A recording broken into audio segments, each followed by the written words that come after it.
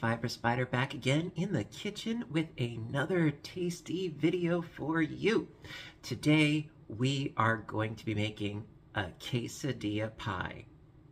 Yeah, really easy, very quick, and I thought it was absolutely delicious when I gave it a dry run. Really simple, and you can customize it to your personal taste. You know, I'm going to do a very basic rendition, although you can add other ingredients if you so choose. And what's funny is that it reminded me of kind of like the basis of a quiche, but it involves Bisquick. This is what they refer to as an impossible pie because the Bisquick sort of creates its own crust, which I thought, wow, that's pretty neat. By the way, this video is not sponsored, but when I see a good recipe, I like to share it with you guys. Now, there are 1,000,001 variations of impossible pies. This is just one of many, but very simple, very tasty. And so, in essence, you know, you've got Bisquick, eggs, milk, cheese, and I love jalapenos. Now, I didn't have access to fresh jalapenos at the time, so I used some of the jarred pickled ones, and oh my, so very good. At any rate, without further ado, let's get started. Hello again. All right, so I have all of my ingredients ready to go. Let's rock. Now, before I get started with that, I just want to mention that I do have my oven preheating at 400 degrees, and that is going to come in handy later. So for right now, we have ourselves a nice mixing bowl, and going to start off with 3 eggs. Now, I find that this is actually a little bit easier for me anyway. If I whip these up just a little bit, just mix them up in here, get them nice and broken up, because the first time I made it, I had this and the milk and so on and so forth, and well, I just find that this is a little bit easier for me personally. Just mix these up a little bit. Okay, pour those on in. There we are. Okay, now, to our eggs, we're going to need 1.5 cups of milk. Now, I don't have any milk on hand, but I do have half and half. This is a must with my coffee, I tell you. So, going to use half and half instead. It should be totally fine, I imagine. All right, so we've got a cup.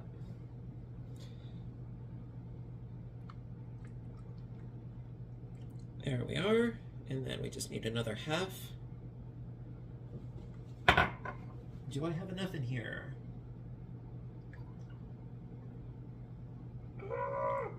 Just made it. Okay.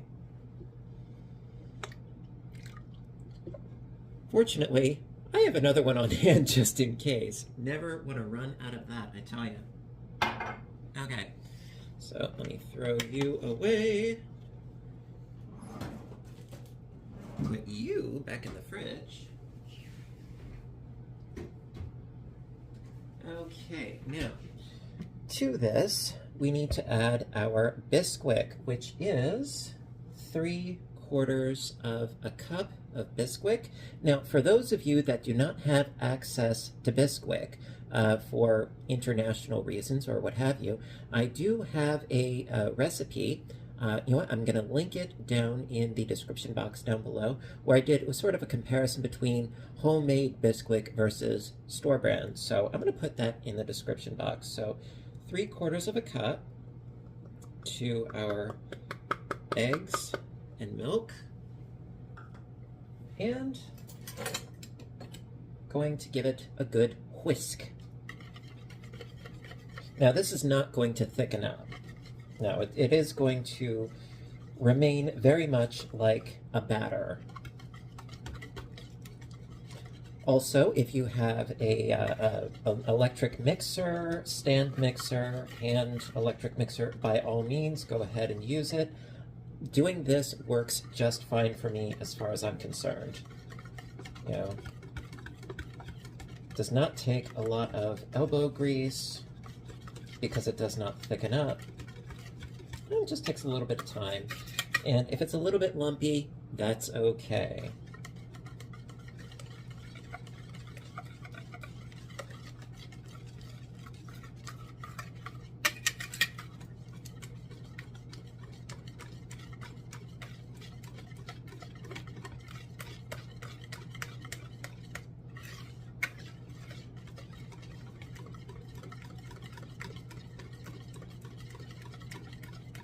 All right, now, so to this, we are going to pour this into our pie plate, but I do have to spray that. And so let me just get the rest of these little lumps out as best as I can. Again, it is not make it or break it. It is totally fine, really. So I am going to spray my pie dish, just a standard pie plate, you know. So I'm going to spray this over the sink because, well, we don't want that on the floor now, do we? So I'm going to spray this and I will be right back. Okay, so I gave my pie dish a nice spritz with the cooking spray. And now for the cheese. So you're going to want approximately about 2 cups of cheese. Now this I get from Walmart. Again, not sponsored, but I really love recipes that call for things that I can get from Walmart. Oh, my oven has officially preheated. Yeah, I like recipes that are simple and I can get all the ingredients from Walmart because it's so close to where I work and it is open that late. So I like the convenience. All right, so we've got 1 cup.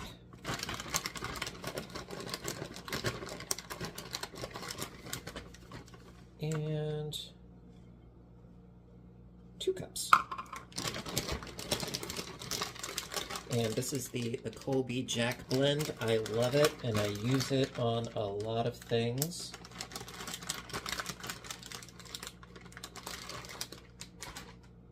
It's nice to add to the top of a salad. Ooh, love it. All right, so then here I have my little sliced up pickled jalapenos. And I'll show you. These are the ones that I use. Yeah, pretty much everything I got from Walmart. Very, very convenient. So I'm just going to dump these in here. And I didn't completely drain them, but I tried to get rid of as much of the excess liquid as I could. So then, to this, going to add our batter mixture. Just pour it out on top.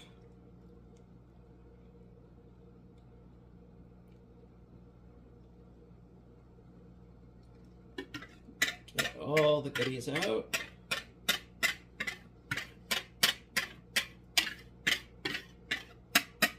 All right, awesome.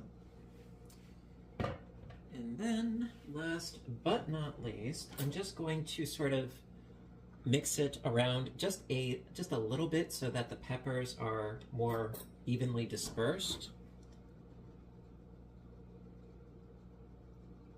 You know, this does not have to be picture perfect by any means, and a lot of these are going to be buried in our batter as it is, but I like an even displacement of the peppers if I can.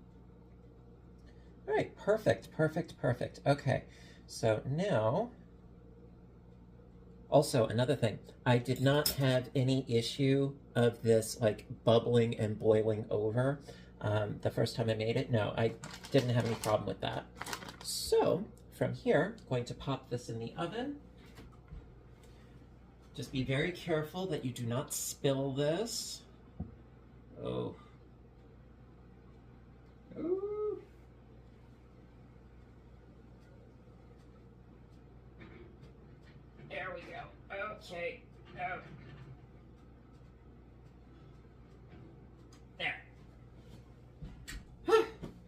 Okay, a little bit nerve-wracking, but yes, it is in the oven. And now the recipe did say 25 to 30 minutes.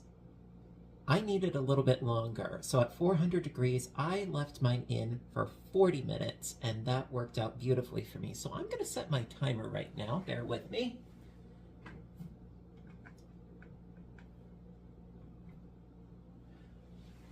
Okie dokie. So, yes, the timer is set, and after 40 minutes, our delicious pie shall be ready, which is plenty of time for me to clean up after myself.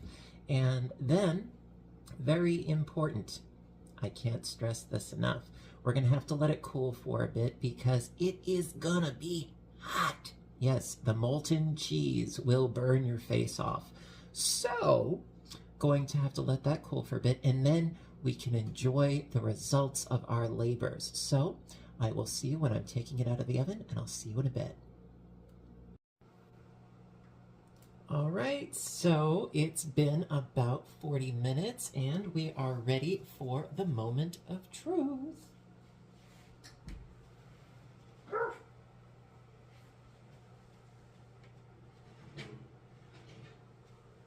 And there we go. Whew. Absolutely gorgeous looking. Now, of course, I am going to do the toothpick test. Theoretically, this should work just fine, right in the center there. Clean as a whistle, absolutely perfect. All right, so now I am going to let this cool down and slice it on up, and we shall do the taste test. I'll see you in a bit. All right, my dears, and now for the moment of truth, the taste test. Now, after the 40 minutes, I left it in for like just a minute or two longer, to be perfectly frank. You want to make sure that the center is cooked, okay? Especially because we are dealing with eggs. So, this is the result. It looks so gorgeous. You know, I almost don't want to eat it, but guess what? I'm going to. Absolutely love how this looks. And hopefully I let it cool down enough so that I do not scald myself. You know, you want to be careful when cheese is involved. So let's get ourselves a little bite here.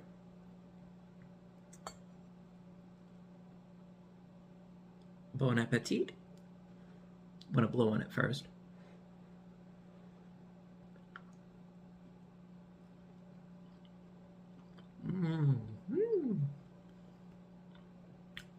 Not too hot.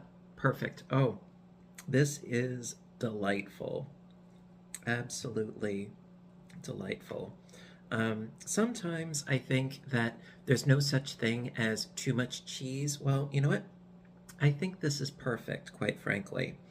And what I was saying before about how it's reminiscent of a quiche, yes and no, because it's just it's a touch more bready than a quiche because it has the Bisquick in it.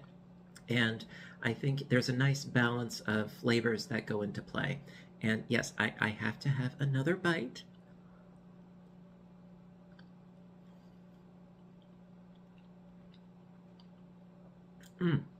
I'm loving this. Now, as I was saying before about variations, I imagine that you could add a whole bunch of different things in moderation, of course, because you do not want this to overflow. That's an important feature. If you are in fear of it overflowing, I would strongly suggest putting the pie plate on a cookie sheet, preferably with a raised rim around the edge, just in case if it does. You never know. I did not have that problem whatsoever with this iteration. Now, other things that you might want to consider adding. I went for the jalapenos because I think spice is nice. However, other things, olives, perhaps leftover rotisserie chicken. What else might be nice? Perhaps some corn, some beans, you know, that sort of thing. maybe different kinds of cheeses, perhaps a little bit of bacon. Think in the realm of quiche meets quesadilla, if you will. And, play around with different flavor combinations by all means. Hmm. It's delightful. I mean, this is really comfort food, and when I first made this, I ate, I think, about half of this pie for my dinner in one sitting. Um, and it's absolutely marvelous. Um, Also, it freezes as well. Just be sure to wrap it up nice and tightly. And yeah, also, another thing that I did notice is that, in my opinion, it's even better the next day if it lasts that long. um, yeah, so quesadilla pie. I hope that you enjoyed this recipe, and if you did, please give a little thumbs up button down below because you know that I appreciate your appreciation as always. Now, have you made this recipe before or something like it? Perhaps another impossible pie recipe.